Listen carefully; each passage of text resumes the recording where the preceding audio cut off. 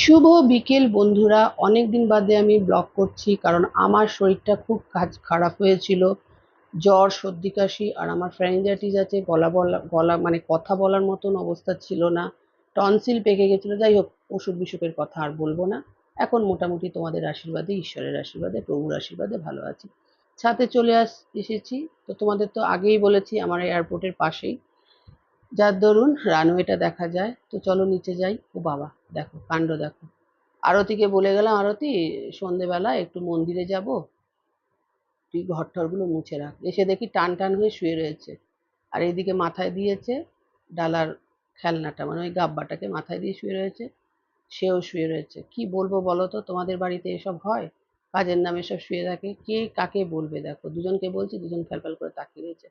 আমি এসে চেঁচামেচি করলাম যে ওঠ, তাড়াতাড়ি সব পরিষ্কার টরিষ্কার কর, আমি সন্ধেবাতি দিয়ে একটু মন্দিরে যাব। কে কার কথা শুনে ওই দেখো চিত হয়ে শুয়ে পড়লো। এটাই হয় আমার বাড়িতে। আমার বাড়িতে এই সমস্তগুলোই হয়। তোমাদের কার কার বাড়িতে হয় অবশ্যই কমেন্ট করে জানাবে। দেখেছো? দেখো, দেখো কাণ্ড। আর এইদিকে ঘড়িতে বাজে ঠিক ডট 5:30। 6টায় সন্ধে হবে, কাকে কি বলবে বলো? তো যাই হোক, এইভাবেই সব করলাম।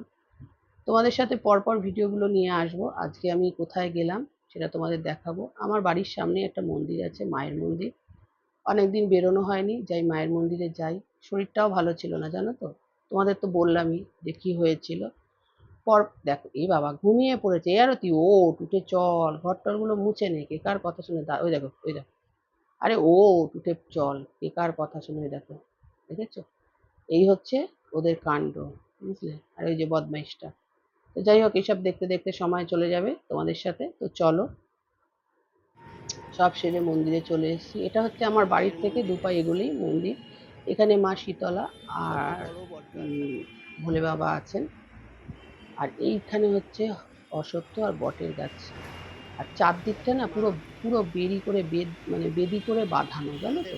খুব ভাল লাগে। আর এখানে নন্দী মহারাজও আছে।